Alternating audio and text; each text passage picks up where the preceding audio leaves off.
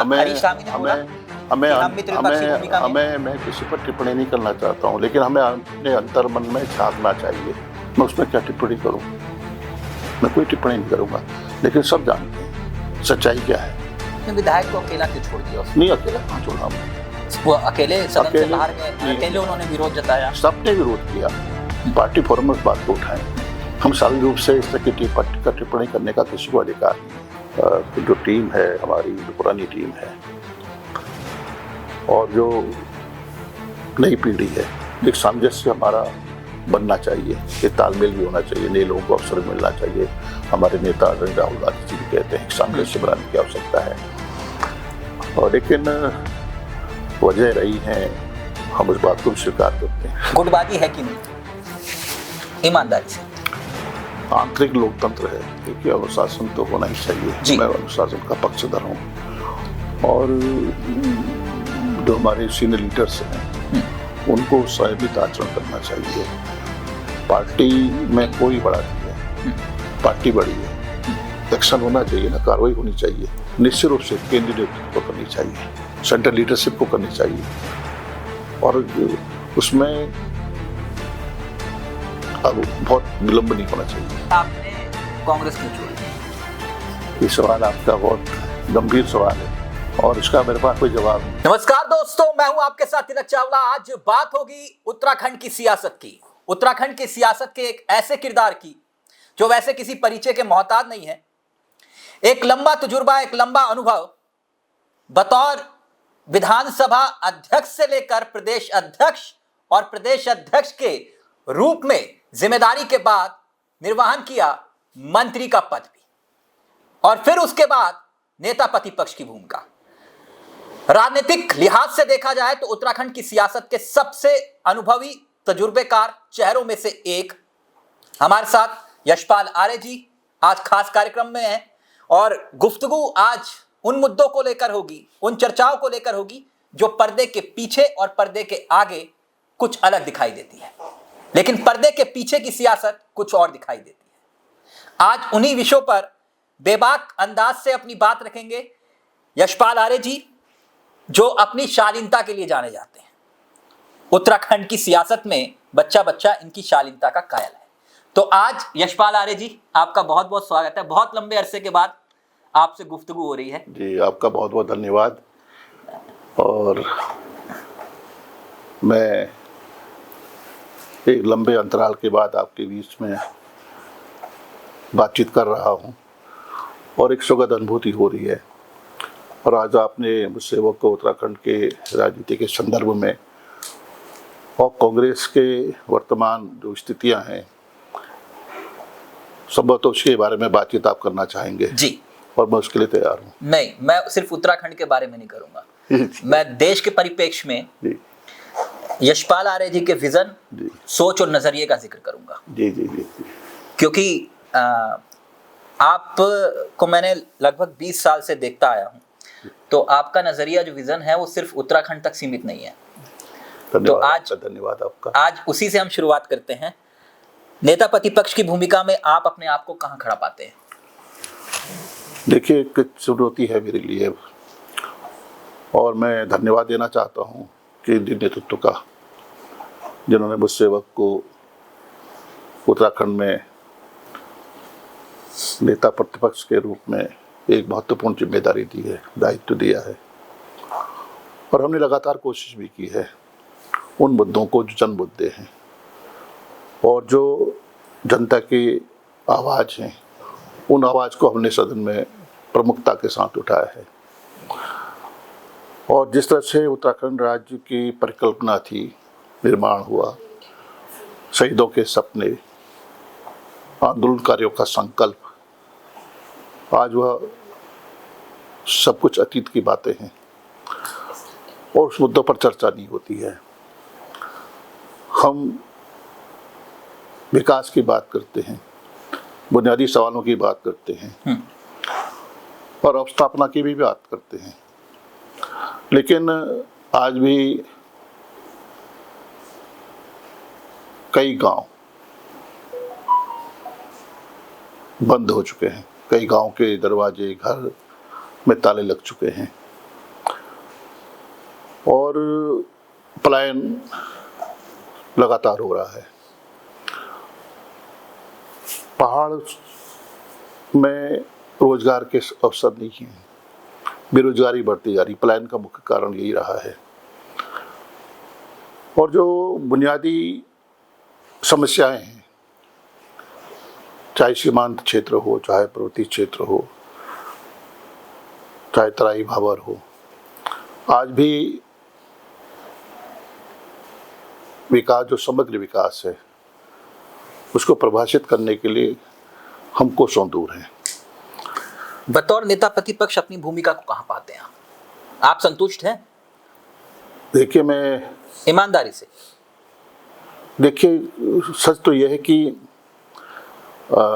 आज भी जो सदन में हमारा एक बहुत बड़ी जिम्मेदारी है, चुनौती है हमारे सामने,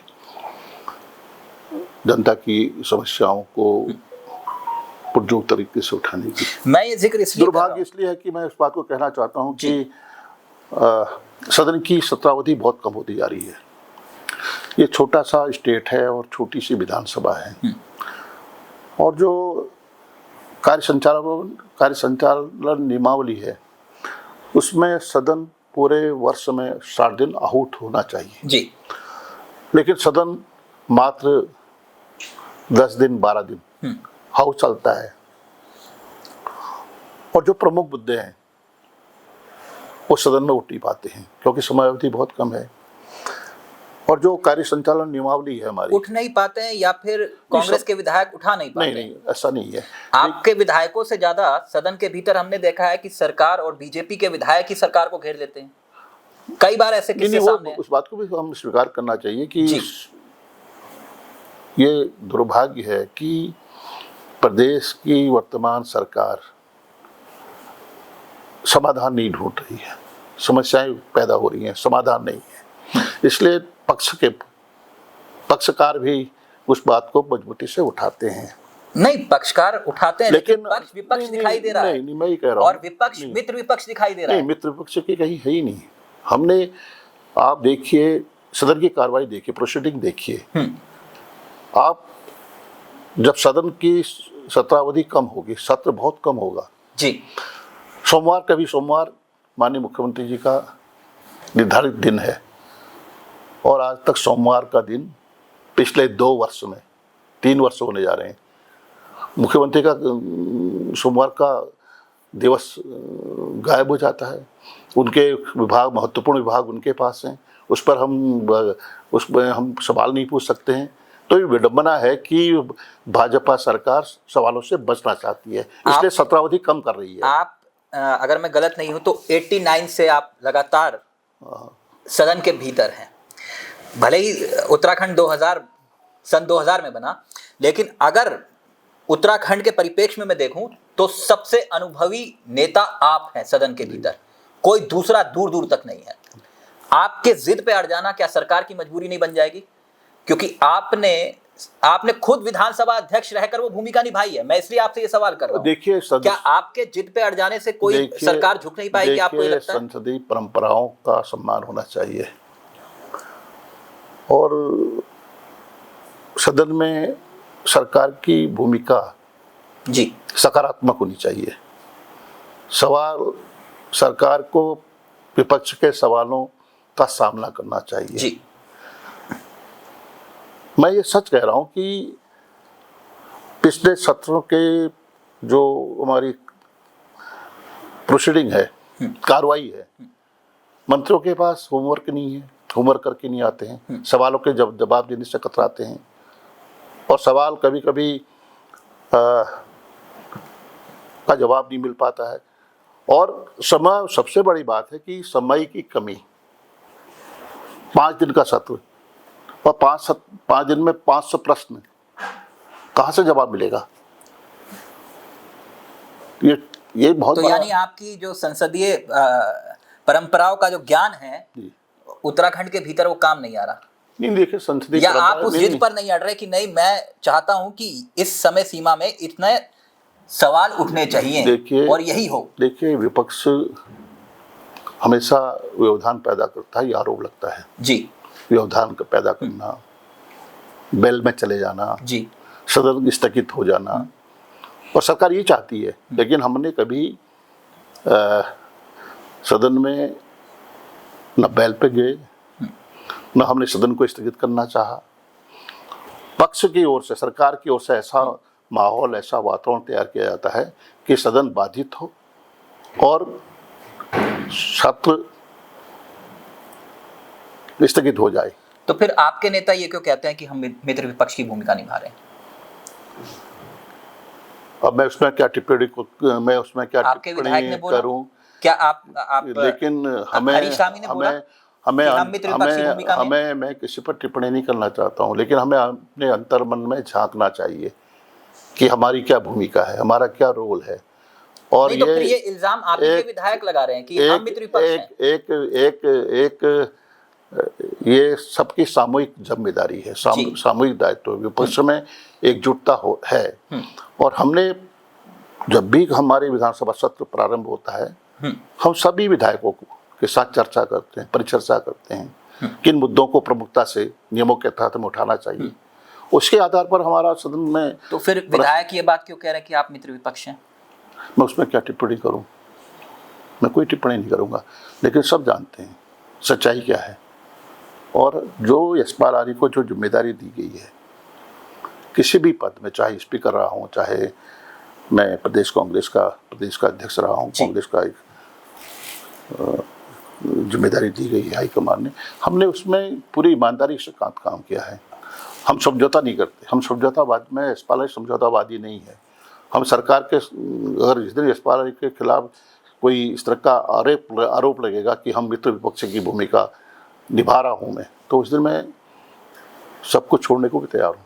तो फिर आपके विधायक ये बात क्यों बोले? अब ये बात तो उन्हीं से पूछनी होगी, क्यों, क्या वजह है, बताएं। कहीं किसी और के कहने पर तो नहीं बोले? मैं नहीं मानता इस बात को। आप नहीं मानते? ना। एक और उदाहरण का जिक्र, क्योंकि सदन के भीतर आपका एक दायित्व भी है और नेता प्रतिपक्ष एक संवैधानिक पद होता है, और ऐसी स्थिति में सदन के भीतर एक मामला उठता है और आप ही के विधायक खड़े होकर उसका विरोध जताते हैं पहाड़वाद को लेकर। जो एक मंत्री पहाड़ को गाली देते हैं, आरोप लगता है, और वही विधायक सदन के भीतर उसका बायकॉट करते हैं और चले जाते हैं। लेकिन आपके जितने भी विधायक थे वो सब वहां पर बैठे रहे, क्यों? देखिए, यह उत्तराखंड तराई भावर पहाड़ का एक अद्भुत संगम है। जाति, धर्म, मजहब, भाषा, बोली, ये छोटा सा मिनी हिंदुस्तान है। हमने कभी इस बात को, कांग्रेस की कभी ऐसी विचारधारा नहीं रही, ऐसे भाव नहीं रहे कि हम इसको, पहाड़ और तराई को बांटने की कोशिश करें। हाँ, कुछ शक्तियाँ ऐसी हैं जो पहाड़ और तराई को बांटना चाहती हैं, इस तरह की भाषा का इस्तेमाल करना चाहती हैं, और हमने लगातार इस बात को सदन में भी प्रमुखता के साथ कहा है कि यह इस तरह के, अगर सरकार की ओर से पहाड़ और मैदान की बात होगी तो निश्चित रूप से प्रदेश के लिए दुर्भाग्यपूर्ण होगा। तो आपने अपने विधायक को अकेला क्यों छोड़ दिया? नहीं, अकेला कहाँ छोड़ा हमने। वो अकेले सदन से बाहर गए, अकेले उन्होंने विरोध जताया? सबने विरोध किया और मिलकर विरोध किया। तो लखपत बड़ौदा अकेले बायकॉट नहीं किए थे उस वक्त? नहीं, सब लोग, हम बाद में हमने सभी बहिर्गमन किया, सभी लोग साथ थे। लखपत बड़ौदा जी हमारे युवा विधायक हैं, उन्होंने पूरी तरीके से इस मामले को उठाया और सब लोग उनके साथ थे। आपके एक और नेता हैं, आपके बहुत करीबी रहे, हीरा सिंह बिष्ट जी। उन्होंने मुझसे कहा कि तिलक भाई, उत्तराखंड में विपक्ष खत्म हो चुका है और हम सब सत्ता की गोद में जाकर बैठ गए हैं। ये हमारी, देखिए, हमारा जो पार्टी के प्रमुख नेता हैं या कोई कार्यकर्ता हैं, अगर कहीं पर आपस में मतभेद हैं या कोई इस तरह के विचार हैं या कोई खामी देखते हैं, तो हमारा उसके लिए उचित प्लेटफॉर्म होना चाहिए। पार्टी फोरम में उस बात को उठाएं। हम सार्वजनिक रूप से इस तरह की टिप्पणी करने का किसी को अधिकार नहीं है। लेकिन आपके तो संगठन के तौर पर इतना लंबा तजुर्बा रहा है आपका। अगर जो उत्तराखंड को नहीं जानते हैं, आपने प्रदेश अध्यक्ष के रूप में भी एक बहुत बड़ी भूमिका निभाई है। और आप ही के शासन के वक्त जब संगठन की कमान थी तब उत्तराखंड में 5 लोकसभा सीटें आई और आज स्थिति यह है कि आपके संगठन की कार्यकारिणी नहीं है। क्या मैं गलत हूं? देखिए, मैं आपकी बात से सहमत हूं कि हमारा संगठन ढांचा अभी तक बन नहीं पाया है। 3 साल हो गए नए प्रदेश, अब नए भी पुराने हो गए। लेकिन जो पुराना संगठन, जो हमारी पुरानी टीम है या जो पुराने जो हमारे संगठन के लोग हैं, वो मिलजुल कर एकजुट होकर उस काम को आगे बढ़ा रहे हैं। आप इसे वाजिब मानते हैं? देखिए, ये पार्टी का फैसला है। अब पार्टी नेतृत्व ने इस बारे में ध्यान दिया है। हमारी प्रभारी इंचार्ज है शैलजा जी हैं, उन्होंने भी इस बात को कहा है कि हम जल्द ही पार्टी का पुनर्गठन करेंगे। और प्रदेश अध्यक्ष बने हुए लगभग 30 अगर मैं गलत नहीं हूँ 3 साल हो गए और वो अपनी नई कार्यकारिणी नहीं बना पाते। कप्तान बिना सेना के हैं और पुरानी कार्यकारिणी से काम हो रहा है और आपका तजुर्बा इतना लंबा है कि आप जानते हो कि संगठन की ताकत क्या होती है। निश्चित रूप से जो टीम है हमारी, जो पुरानी टीम है और जो नई पीढ़ी है, एक सामंजस्य हमारा बनना चाहिए, एक तालमेल भी होना चाहिए, नए लोगों को अवसर मिलना चाहिए। हमारे नेता आदरणीय राहुल गांधी जी भी कहते हैं कि सामंजस्य बनाने की आवश्यकता है। और लेकिन वजह रही है, हम उस बात को भी स्वीकार करते हैं। क्या वजह रही? अभी हमारे पार्टी का अंदरूनी मामला है कि लेकिन सबकी मंशा, सबका उद्देश्य, सबकी भावनाएं हैं कि कांग्रेस एकजुट होकर सामूहिक दायित्व हो और सामूहिक नेतृत्व हो। नहीं, सब उसके आधार पर हम आगे बढ़े। 27 का चुनाव हमारे लिए बहुत एक चुनौती भरा चुनाव है और उसके लिए सब लोगों को एकजुट होना चाहिए और हम उस दिशा में काम कर रहे हैं। सब बोल देते हैं लेकिन आप नहीं बोलते। अच्छा, ईमानदारी से गुटबाजी है कि नहीं? ईमानदारी से। आंतरिक लोकतंत्र है। अच्छा, ये आंतरिक लोकतंत्र है। आंतरिक लोकतंत्र है। और लेकिन हमें जो भी बात है, हमें अभिव्यक्ति हमें पार्टी फोरम में करना चाहिए, पार्टी के मंच में करना चाहिए। जो भी आपस में कहीं पर तालमेल नहीं है, मतभेद है, उसका समाधान भी हो सकता है। और हमें केंद्रीय नेतृत्व को, हमारे जो प्रभारी हैं आदरणीय शैलजा जी हैं, उनके सामने इन बातों को रखना चाहिए, जिससे शैलजा जी तो उत्तराखंड आती नहीं मैडम, जूम से मीटिंग होती है। लेकिन सहप्रभारी जी का आना जाना लगातार है। हम संवाद करते हैं और हमारे सीनियर लीडर यहाँ पर हैं, उनके साथ बातचीत होती है, विमर्श होता है। और हमारा लक्ष्य है कि 2027 में कांग्रेस पुनर्स्थापित हो। जैसे इसी मकसद को लेकर हम आगे बढ़ रहे हैं। जैसे आपका एक लंबा तजुर्बा, क्योंकि 89 से आप विधायक हैं नवासी से, और लगातार आपने सत्ता के शिखर को भी छुआ है। और अभी जो कांग्रेस की हालत है ईमानदारी से उत्तराखंड में, ऐसी क्यों है? बेहतर है कांग्रेस की स्थिति, बेहतर है। हाँ, इसमें कोई संशय नहीं है। आपके राज में हमने देखा कि 5-5 लोकसभा की सीटें जीती, आज आपके पास 1 सीट नहीं है। आप मेयर 1 सीट नहीं जीत पाते, पंचायत आप नहीं जीत पाते। देखिए, जिस तरह से चुनाव को हाईजैक किया जा रहा है, जिस तरह से धन बल का इस्तेमाल हो रहा है, जिससे सत्ता बल का इस्तेमाल हो रहा है, सरकारी मशीनरी का दुरुपयोग हो रहा है, और हम कई सीटें नगर निगम के, हमारे कई मेयर चुनाव जीतने की स्थिति में थे, और जिस तरह से सरकारी मशीनरी ने हमारे प्रत्याशियों को हराने का काम किया, ये सर्वविदित है, सबको मालूम है। आपके विधायकों ने हराया आपको? नहीं, मैं नहीं मयूर महर ने। देखिए, वो हमारे क्या वो जायज था? वरिष्ठ विधायक हैं। हमें अपना सामंजस्य तालमेल के साथ काम करना है और हमें सबको विश्वास में लेना चाहिए, सबको विश्वास में, तभी हम आगे बढ़ सकते हैं। आप कह रहे हो, लेकिन कांग्रेस आज इतना कमजोर क्यों दिखाई देती है? मैं आपको 2012 का एक किस्सा याद दिलाना चाहूंगा, आप ही के बतौर प्रदेश अध्यक्ष रहते हुए। अगर मैं गलत हूंगा तो आप उसको करेक्ट करिएगा। आपने अनुशासन समिति के अध्यक्ष शायद भंडारी जी थे और धीरेन्द्र प्रताप उस वक्त हुआ करते थे। तब आप ही के शासनकाल में बेलगाम नेताओं को 100 नोटिस जारी हुए थे, अगर मैं सही तरीके से याद कर पा रहा हूं। तो वो यशपाल आर्य जो कर सकते थे, वो आज के प्रदेश अध्यक्ष क्यों नहीं कर पा रहे?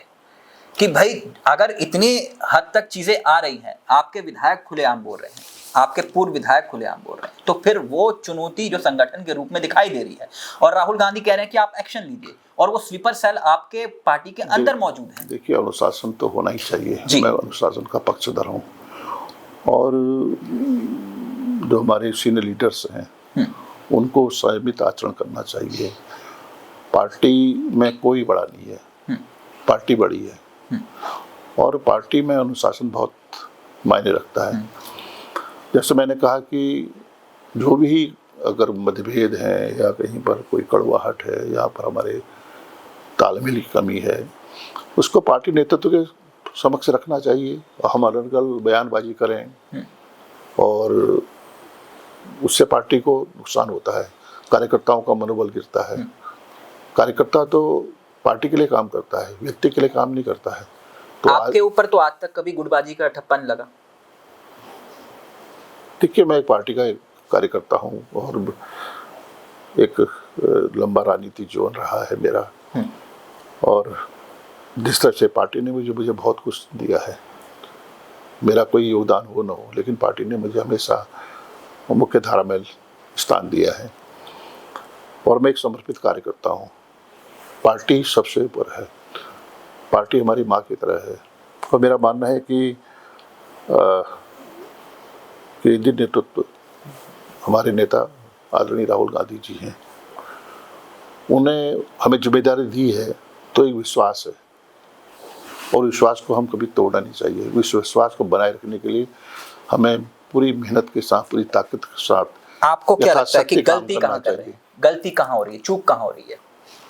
देखिए, फैसले लेने होंगे, कड़े फैसले, जैसे कि सबको मिलकर केंद्रीय नेतृत्व ने फैसले लें, यहाँ पर फीडबैक लें, क्या स्थितियां हैं, हमारा संगठनात्मक ढांचा क्या है, हमारी हमारी हमारी भूमिका क्या है, और क्या हम कांग्रेस के पुनर्स्थापित करने के लिए काम कर रहे हैं, इसके बारे में समीक्षा करनी चाहिए, और जो भी फैसले लें तत्काल लेने चाहिए, जिससे कि 2027 में हम सरकार बना सकें। राहुल जी का इन दिनों एक बयान बहुत चर्चा में है, और बहुत एग्रेसिवली एक बात बोल रहे हैं। वो कह रहे हैं कि बीजेपी के जो स्लीपर सेल हमारे कांग्रेस में है, उन्हें मैं छोड़ूंगा नहीं। मतलब एक किस्म से उन्होंने 3 तरह के घोड़ों का भी जिक्र किया, और उन्होंने हाल ही में एक कार्रवाई भी की और काफी चर्चा में रही, और दिग्विजय सिंह के भाई को पार्टी से बाहर निकाला। आप उत्तराखंड में ऐसा क्यों नहीं कर पा रहे? क्या आपको नहीं मालूम कि आपकी पार्टी में कौन स्लीपर सेल है? देखिए, जबकि राहुल जी कह रहे हैं कि एक्शन लीजिए। नहीं, ये जो भी हमारे नेता आदरणीय राहुल गांधी जी ने कहा है कि इस तरह के जो पार्टी को कमजोर कर रहे हैं, पार्टी को के हितों के खिलाफ काम कर रहे हैं, और पार्टी को बांटने की, विघटित करने की कोशिश कर रहे हैं, उसके खिलाफ तो एक्शन होना चाहिए ना, कार्रवाई होनी चाहिए। तो वो कार्रवाई कौन करेंगे? प्रश्न जो आपने किया जी, कार्रवाई निश्चित रूप से केंद्रीय नेतृत्व को करनी चाहिए, सेंट्रल लीडरशिप को करनी चाहिए, और उसमें अब बहुत विलंब नहीं होना चाहिए। प्रदेश संगठन की कोई जिम्मेदारी नहीं, आपकी कोई जिम्मेदारी नहीं उसमें? नहीं, देखिए, हम भी इसमें शामिल है ना। ऐसा नहीं कि कार्रवाई मैं सही हूँ या और सही है, ऐसा मूल्यांकन करना, मैं को कहूँ कि मैं जो भी हूँ, मैं पार्टी का वफादार हूँ, कार्यकर्ता हूँ, मैं पार्टी के लिए काम कर रहा हूँ, ये मेरे कहने से नहीं होगा। ये तो तय करना पड़ेगा पार्टी नेतृत्व को कि यहाँ के जो हमारे कार्यकर्ता हैं, नेता हैं, उनकी क्या भूमिका है, वो क्या किस तरह से पार्टी को सजग कर रहे हैं, या पार्टी के लिए लगातार खड़ा करने के लिए मेहनत कर रहे हैं। संगठन के रूप में मैं आपके ज्ञान को चुनौती नहीं दे रहा, लेकिन फिर भी हमारे दर्शक भी जानना चाहेंगे, और मैं भी इस बात को जानना चाहूंगा कि अगर कोई बड़ा नेता कोई पदयात्रा या यात्रा निकालता है, तो क्या प्रदेश संगठन को उसके बारे में अवगत करवाना या प्रदेश संगठन की इजाजत की जरूरत होती है या फिर नहीं? स्वाभाविक है कि होती है। तो फिर हरीश रावत जी ऐसा क्यों करते हैं कि बिना प्रदेश संगठन को साथ लिए अपनी पदयात्रा नहीं? संभव तो उन्होंने विश्वास में लिया होगा। किसको? प्रदेश नेतृत्व को। लगता है आपको? देखिए, प्रदेश नेतृत्व और प्रभारी जो भी हमारी गतिविधियां हैं, हमारी क्रियाकलाप हैं पार्टी के हित में, उसकी जानकारी केंद्रीय नेतृत्व को होनी चाहिए, प्रभारी जी को होनी चाहिए, प्रदेश कांग्रेस के अध्यक्ष को होनी चाहिए।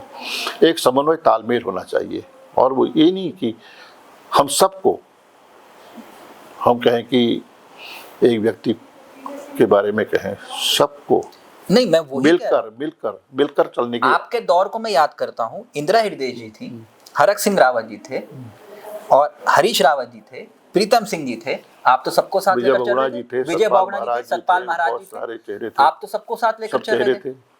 आप तो सबको साथ लेकर चले।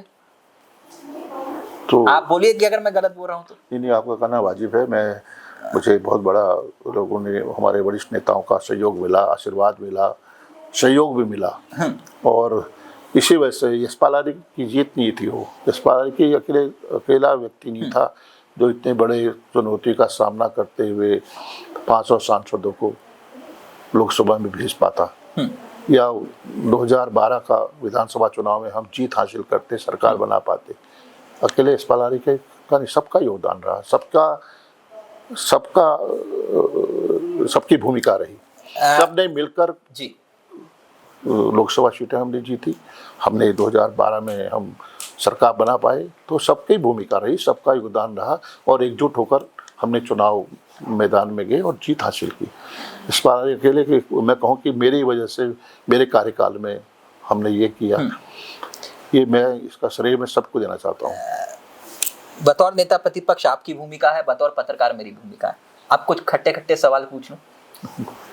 आपने बहुत खट्टे सवाल पूछ लिए।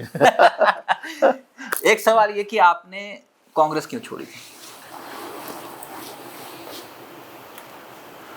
ये सवाल आपका बहुत गंभीर सवाल है और इसका मेरे पास कोई जवाब नहीं है।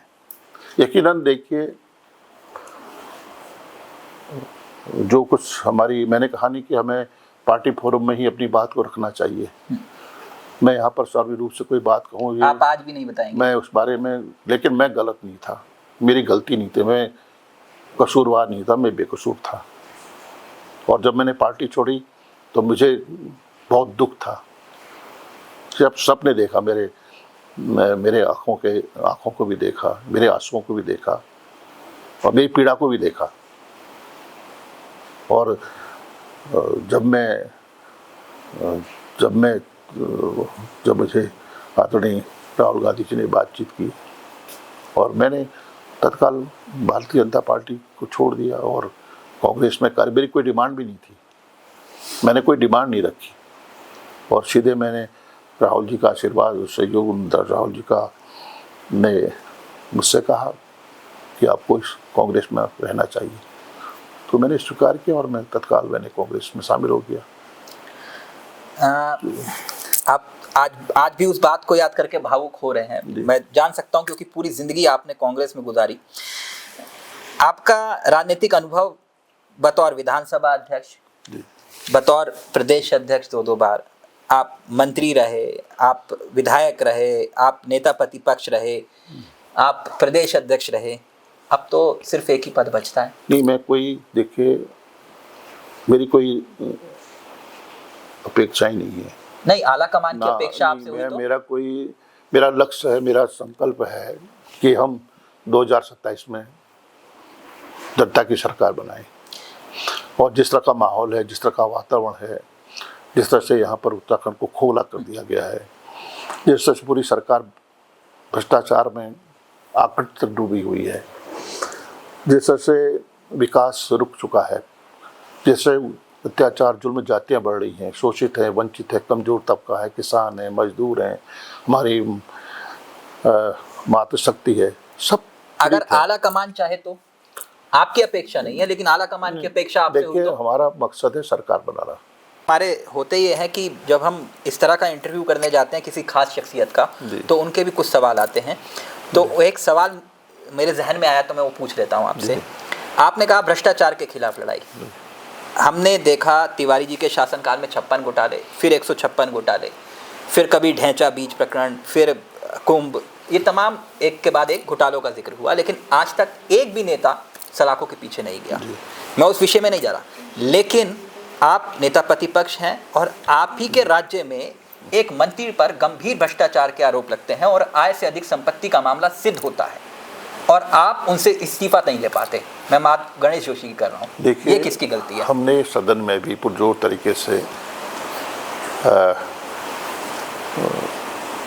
उनके खिलाफ सबूत साक्ष्य प्रस्तुत किए और विजिलेंस टीम ने, विजिलेंस डिपार्टमेंट ने जी उनके खिलाफ एफआईआर दर्ज करने के आदेश भी किए और माननीय उच्च न्यायालय ने भी सीबीआई जांच के आदेश दिए और वो जो विजिलेंस के डिपार्टमेंट के जो अधिकारी थे, जो जज थे, उनका तबादला कर दिया गया और मामले को सुप्रीम कोर्ट तक ले जाया गया है आज की तारीख में एक मंत्री को बचाने के लिए। अनगिनत मामले हैं, संदिग्धता आप गणेश जोशी के मामले को क्यों नहीं उठा रहे? क्यों, हमने लगातार उठाया है। अभी हमारे कितने प्रदर्शन किया आपने गणेश जोशी के मामले को लेकर? लगातार प्रदर्शन हुए हैं, लगातार हमने चाहे सदन में हमने प्रमुखता से, मुखरता के साथ आवाज़ को बल दिया, गणेश जोशी के इस्तीफे की मांग की हमने। आप मानते हैं वो भ्रष्टाचारी हैं? देखिए, माननीय उच्च न्यायालय जी ने सीबीआई जांच के आदेश दिए हैं, तो क्या बिना साक्ष्य के क्या माननीय उच्च न्यायालय इस तरह के आदेश दे सकते हैं? तो उसके बावजूद आप इस तरह का डायरेक्शन, इस तरह के निर्देश दे सकते हैं? उसके जब सरकारी पूरी तरह, मेरा कहना है कि सरकारी पूरी तरह भ्रष्टाचार में संलिप्त है, तो कई ऐसे, और उसके बावजूद भी आज तक मंत्री पद पर हैं। यही तो विडंबना है, यही विडंबना है इस प्रदेश की, यही विडंबना है कि भ्रष्टाचार में पूरी सरकार संलिप्त है, घोटालों में घिरी हुई है। लगातार मेरे आप बयान देखिए, रोज अखबार के पन्ने देखिए, मीडिया में मैं लगातार उठाए हैं मामले, लेकिन सरकार के कान में जू नहीं रखती। सरकार इतनी ढीठ हो चुकी है कि वो उसे कोई शर्म नहीं बची है, लिहाज नहीं है। चलते चलते दो छोटे छोटे सवाल का जवाब आपसे चाहूँगा। आप लगातार कुमाऊं, क्योंकि मैं आपको कुमाऊं और गढ़वाल का नेता नहीं, मैं पूरे प्रदेश का नेता मानता हूं, और जहां से आप आते हैं, आप बाजपुर में चुनाव जीतते हैं जी, लेकिन आसपास की विधानसभा सीटें आप हार जाते हैं। उदाहरण के तौर पर गदरपुर आप हारते हैं, कालाडूंगी आप हारते हैं, आप रुद्रपुर हारते हैं। तो ये तमाम जो आपके आसपास की सीटें हैं वो आप चुनाव हार जाते हैं, ऐसा क्यों? देखिए, हमने मंथन भी किया है इस बारे में और आपका कहना उचित भी है कि उधम सिंह नगर में जो रिजल्ट्स आने चाहिए, परिणाम आने चाहिए। नहीं, मैंने सिर्फ आपके आसपास के इर्द गिर्द की सीटों का जिक्र किया, इर्द गिर्द की बात कही है। हमारा फोकस है अच्छे उम्मीदवारों का चयन, हम उसी पर हमारा ध्यान केंद्रित है कि हम अच्छे चयन करें, उम्मीदवारों का चयन प्रभाव करें। तो आसपास की सीटों पर होना चाहिए। व्यक्ति का प्रभाव, मेरा प्रभाव, मैं तो एक, जो आप कहें कि मेरा प्रभाव क्या है, ये तो कांग्रेस की कार्यकर्ताओं का, कांग्रेस के जो हमारे साथी हैं, सहयोगी हैं, उनके प्रभाव की वजह से हम भी जीतते हैं चुनाव। मेरा प्रभाव क्या होता है? पार्टी का प्रभाव है, व्यक्ति का प्रभाव मायने नहीं रखता है। मैंने जो भी किया है, पार्टी के कार्यकर्ता के रूप में एक पहचान मेरी हुई है, बनी है। मेरी पहचान तो पार्टी है ना, दल है। इस पर की अपनी पहचान क्या है? चलते चलते आखिरी सवाल है मेरा। ये सवाल आप इसका जवाब अपनी जो आपकी एक बहुत फेवरेट मुस्कान है उससे भी दे सकते हैं। क्या मैं भावी मुख्यमंत्री से बात कर रहा हूँ? देखिए, मैंने आपसे कहा, आपका ये, आपने बहुत बड़ी बात कही है। मेरा सिर्फ और सिर्फ मकसद है, संकल्प है कि सरकार 2027 में कांग्रेस की सरकार इस प्रदेश में स्थापित हो, कांग्रेस की सरकार बने, और उसके लिए हम सबको मिलकर काम करना है, एक सामूहिक जिम्मेदारी लेनी होगी। और जिस तरह का वातावरण है, जिस तरह का माहौल है, जिस तरह का परिदृश्य है, जनता बदलाव चाहती है, परिवर्तन चाहती है। मुख्यमंत्री का फैसला, निर्णय केंद्रीय नेतृत्व का है और जो भी केंद्रीय नेतृत्व निर्णय लेगा, हाईकमान, उस निर्णय को हम सभी को स्वीकार करना होगा। मैं हमेशा जो भी पार्टी फैसला करती है मैं उसके साथ हूँ। 2012 में जब विजय बहुगुणा जी मुख्यमंत्री बने, उस वक्त भी मैं, उनकी पार्टी ने फैसला किया, सोनिया जी ने फैसला किया, हमने इसको स्वीकार किया। 2016 में प्रदेश के मुख्यमंत्री के रूप में हरीश रावत जी बने, हमने उनको एक्सेप्ट किया, उनके साथ काम किया, पूरा सहयोग किया। तो ये सब जानती है, प्रदेश की जनता जानती है, पार्टी का फैसला सर्वोपरि है। आपने वक्त दिया, लेकिन चलते चलते क्योंकि ये इंटरव्यू जो हुआ बहुत लंबे अरसे के बाद हुआ और क्योंकि आपको लोग सुनना और देखना भी पसंद करते हैं और बहुत सादगी से आप अपनी बात को रखते हैं, इस इंटरव्यू को लेकर चलते चलते अगर कुछ कहना चाहें आप तो। देखिए, आपने उत्तराखंड के परिप्रेक्ष्य में बहुत ही महत्वपूर्ण सवाल किए हैं। मेरे संदर्भ में भी आपने कहा, व्यक्तिगत रूप से मेरा जो राजनीतिक जीवन रहा है, कैरियर रहा है, उसके बारे में आपने विस्तार से बातचीत की है। देखिए, मेरा यही कहना है कि मैं किसी रेस में नहीं हूँ, किसी दौड़ में नहीं हूँ। मैं ईमानदारी के साथ कह रहा हूँ, इसमें कोई मैं मन से कह रहा हूँ, अंतर्मन से मैं इस बात को कह रहा हूँ। मेरा उद्देश्य सिर्फ देखिएगा भविष्य में 2027 का चुनाव, बस यही है कि हम सरकार बना पाएँ, जिसके लिए सबको एकजुट होना होगा और आपसी जो हमारे वो हैं गिला शिकवा दूर करना होगा। एकजुटता के साथ आगे बढ़ेंगे तो मुख्यमंत्री का चेहरा कौन होगा ये पार्टी तय करेगी, लेकिन मैं इस रेस में नहीं हूँ, मैं इस दौड़ में भी नहीं हूँ। पार्टी का फिर फैसला होगा, उसको इस बार स्वीकार करेगा। थैंक यू सो मच, बहुत बहुत शुक्रिया आपका। धन्यवाद आपका, और आपने इतना समय दिया, आप आए, आपकी पूरी टीम का मैं हृदय से आभार व्यक्त करना चाहता हूँ। और मैं चाहूँगा कि आप उत्तराखंड में लगातार आपकी उपस्थिति बनी रहे और यहाँ के प्रमुख जो, देखिए, जो आपने बड़े एक ईमानदारी के साथ जो आपने प्रश्न किए हैं, उत्तराखंड के संदर्भ में आपने कहा है, कुछ सवाल का जवाब देने में थोड़ा मुझे भी मैं कह नहीं पाया उन सवालों के जवाब मैं कहना चाहता था, क्योंकि हम भी सीमाओं से बंधे हुए हैं। लेकिन मैं चाहूँगा कि आपकी उत्तराखंड में के राजनीति में, उत्तराखंड के विकास में, उत्तराखंड की जो हालात हैं उसके बारे में आपकी बेबाक राय हमें मिलती भी रही है और आगे भी आप हमें सुझाव भी देंगे और हमें अभिप्रेरित भी करेंगे और हमारी कमियों को उजागर भी करेंगे। आलोचना समालोचना होनी चाहिए। जी, आप अपना नेता प्रतिपक्षी भूमिका निभाइए, मैं पत्रकार की। जी, धन्यवाद आपको। और आप सत्ता में हुए तब भी सवाल रहे और आप विपक्ष में हैं, तो हम वो वाले सवाल नहीं पूछते जो विपक्ष को नीचे दिखाने वाले, लेकिन जहां, देखिए, मैं तो आपका प्रशंसक हूँ, तो मैं बहुत बड़ा प्रशंसक हूँ, आपका फैन हूँ, इसलिए कि आपने बड़ी बेबाकी के साथ उत्तराखंड में पिछले दशकों में आपने उत्तराखंड को बारीकी से जानते हैं। यहाँ के जो भौगोलिक परिस्थितियाँ हैं, यहाँ के जो राजनीति है, यहाँ के जो मुद्दे हैं, जन मुद्दे हैं, उससे भली भांति आपके जानकार हैं। तो मुझे बेहद खुशी होती है कि जब आपसे मुलाकात होती है और उस संदर्भ में आप बात करते हैं, तो मुझे लगता है कि वही विजन आपके पास है, उसका विजन को हम साझा करना चाहूँगा। थैंक यू सो मच, बहुत बहुत शुक्रिया। धन्यवाद। तो ये थे हमारे साथ नेता प्रतिपक्ष यशपाल आर्य जी, और उन्होंने बेबाक अंदाज से अपनी बात को रखा, लेकिन वही शालीनता के साथ जिसके लिए वो जाने जाते हैं। अपनी बात उन्होंने रख भी दी और बहुत कुछ ना कहते हुए भी बहुत कुछ कह दिया। धन्यवाद आपका और बहुत बहुत शुक्रिया। अगली बार फिर होगी खास शख्सियत से खास मुलाकात। मुझे तिलक चावला को दीजिए इजाजत। नमस्कार, जय हिंद, जय भारत, जय उत्तराखंड। धन्यवाद।